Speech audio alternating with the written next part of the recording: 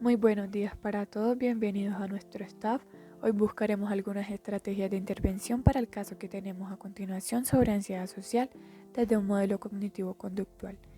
Primero tenemos como datos generales: sexo masculino, edad de 15 años, estado civil soltero, estrato socioeconómico 2, ocupación estudiante de secundaria, nivel de escolaridad 9º grado. Segundo, la descripción del paciente. Sebastián es un joven de 15 años, tiene 3 hermanas, actualmente vive con su madre y hermanas de 11 y 21 años en su domicilio en la ciudad de Medellín, en el barrio San Javier. Sus padres se separaron hace un año por motivos de violencia intrafamiliar, lo que hace que no tenga buena comunicación con sus padres, en especial con su papá. 3. El motivo de consulta. La madre lo lleva al joven a consulta preocupada porque considera que esto le está ocasionando problemas a su hijo para relacionarse. El joven constantemente está aislado de sus amigos y no le gusta salir de su habitación. Cuando llega alguien a la casa, se esconde, no saluda y teme interactuar con el contexto social. Los síntomas. Primero, cognitivos. Dentro de los síntomas cognitivos que presenta el paciente se encuentran algunos pensamientos catastróficos como temor a no saber comportarse de un modo adecuado o competente, temor a la crítica, a la evaluación negativa o rechazo. El paciente también presenta una distorsión de personalización, ya que en el momento de salir a la calle constantemente piensa que se están hablando o burlándose de él por su físico. Segundo, emocionales. La sensación de que todos lo están observando, miedo a bloquearse mentalmente, tartamudear, miedo a enrojecimiento, porque los demás notarán que está ansioso, ansiedad intensa frente a un grupo de personas. 3. Conductuales. Dentro de los síntomas conductuales presenta aislamiento, recurrir a otras personas para que hagan cosas por él, como ir a la tienda, evita mirar a los ojos o desvía la mirada, evita ciertas personas, lugares o ambientes, no saluda, ignora a los demás, presenta irritabilidad con sus padres y hermanas, desinterés en actividades que antes eran agradables, como el deporte y la música, miedo a relacionarse con nuevas personas, gestos de inquietud, tartamudeo, silencios largos durante las conversaciones y camina encorvado o agachando la cabeza. Como cuarto tenemos los fisiológicos, que a nivel fisiológico presenta síntomas como temblor en voz y manos, sudoración, sonrojo, escalofríos, taquicardia y palpitaciones. Diagnóstico. Según el DSM-5, estos son los criterios diagnósticos en una ansiedad social o fobia social, que es lo que presenta nuestro paciente Sebastián. Son 5 criterios diagnósticos. El primero, ansiedad o miedo intenso y persistente en situaciones sociales específicas. ¿Por qué? Porque en este caso Sebastián cree que pueden juzgarlo, avergonzarlo o humillarlo. El segundo, evitar situaciones sociales que producen ansiedad o soportarlas con ansiedad o miedo intenso. El tercero es ansiedad excesiva o exagerada con respecto a la situación. El cuarto criterio diagnóstico es ansiedad y angustia que interfieren en la vida diaria de Sebastián. Y el quinto, miedo o ansiedad que no puede explicarse mediante otra enfermedad, otro medicamento o un abuso de sustancias. La propuesta de intervención. Para esta intervención se utilizará las técnicas propuestas por Beck para las distorsiones cognitivas y reducir la ansiedad, y las técnicas propuestas por Ellis para tratar las ideas irracionales en relación con la sintomatología encontrada y la aplicación de los cuestionarios. Comenzaremos aplicando algunas técnicas cognitivas para hacer una reestructuración de aquellas distorsiones cognitivas que se presentan. En este caso, catastrofismo y personalización. La primera técnica, desde lo cognitivo, tenemos cuatro técnicas. que son la técnica basada en la imaginación. Beck nos muestra que esta técnica es un elemento fundamental en la terapia cognitiva, donde se aplica el uso de la imaginación, donde es más fácil detectar imágenes visuales que pensamientos asociados a las situaciones de malestar. Para este caso tenemos algunas técnicas cognitivas basadas en la imaginación que se utilizan en la terapia cognitiva. La segunda sería parada de imágenes catastróficas. Se le pide a Sebastián que antes de la presentación de escenas o imágenes catastróficas intente incluir en la escena o fantasía los elementos o datos positivos, agradables o neutros que ha omitido. ¿Con qué fin? Con el fin de que la fantasía se acerque más a la realidad, al considerar también otros datos objetivos. Y por último tenemos la imaginación como estrategia de coping.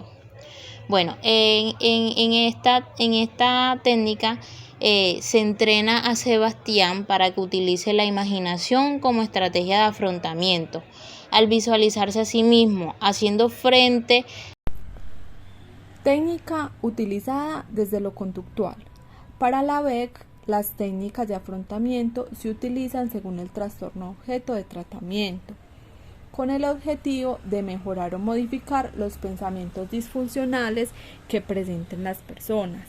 Las técnicas son: la primera es la relajación.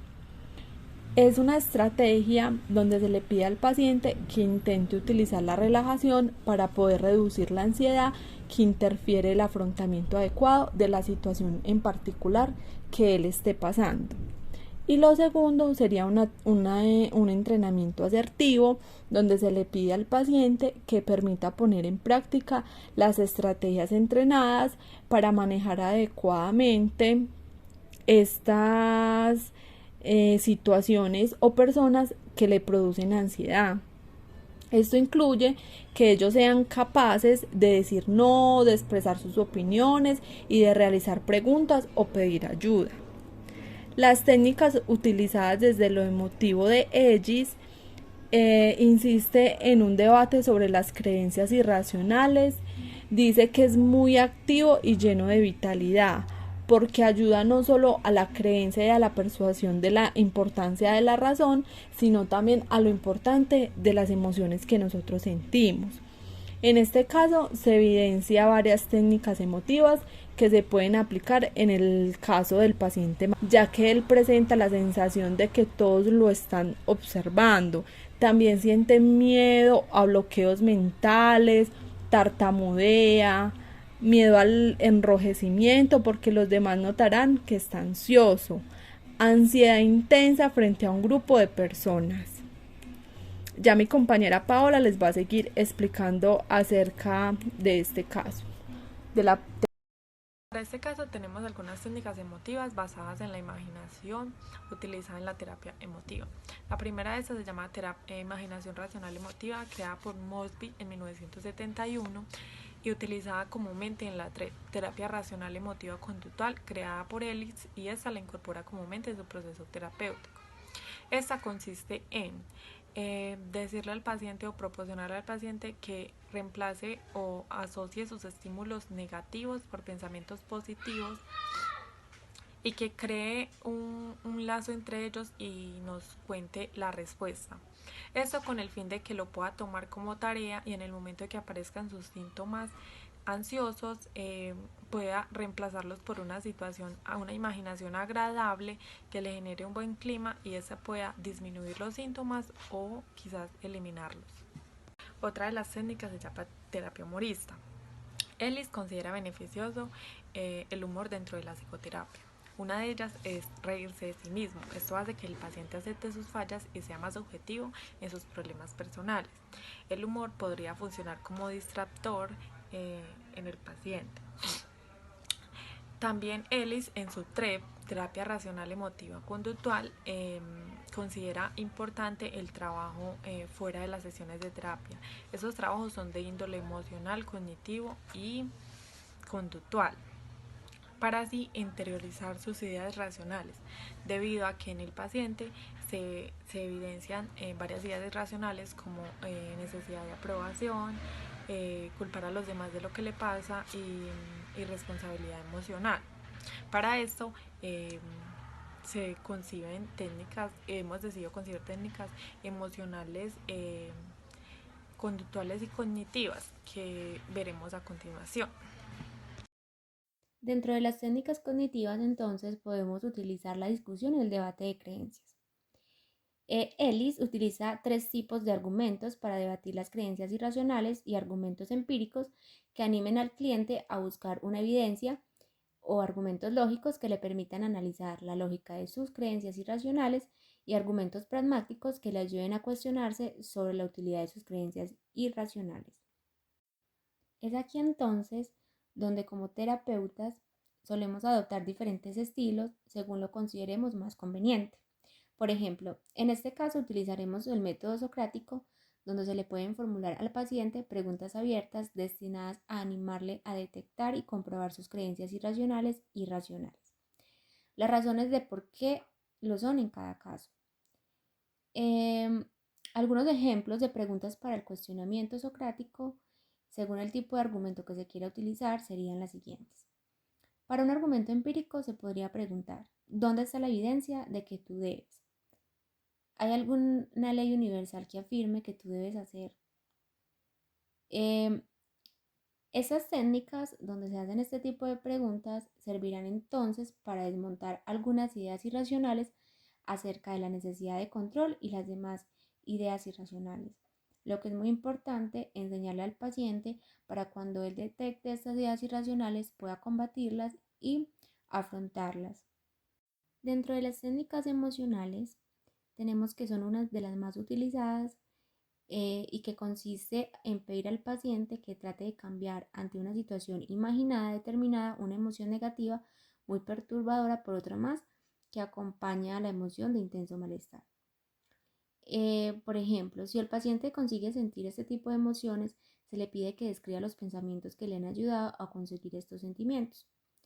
Se le puede poner una situación hipotética donde tenga que cambiar o reemplazar ciertos pensamientos por otros más positivos que le permitan entonces reducir la ansiedad entre diferentes situaciones sociales, también la preocupación y la responsabilidad emocional. Técnicas conductuales, inundación in vivo, exponerse a estímulos que provocan niveles altos de malestar emocional y permanecer en la situación hasta que se reduzca la ansiedad mediante el debate racional. El objetivo es que el individuo compruebe que es capaz de tolerar niveles altos de malestar emocional y por consiguiente y rebatir sus creencias irracionales de no poder soportarlo como evidenciamos. Tarea de toma de riesgo consiste en pedir al cliente que se realice una tarea que para él suponga un cierto riesgo de fracaso o de perturbación emocional y trate de rebatir las creencias irracionales que le surgen ante estas situaciones. Por ejemplo, pedir a una persona tímida que entre en una cafetería y diga que le cambien el café por estar frío, aun sabiendo que el camarero se puede enfadar. Estas 2 técnicas serían útiles en todas las ideas irracionales que se encontraron. Ok, muchísimas gracias por su atención. Estas fueron algunas de las técnicas que nosotros como equipo planteamos para abordar este caso de ansiedad social. Esperamos les haya gustado y que tengan un feliz día.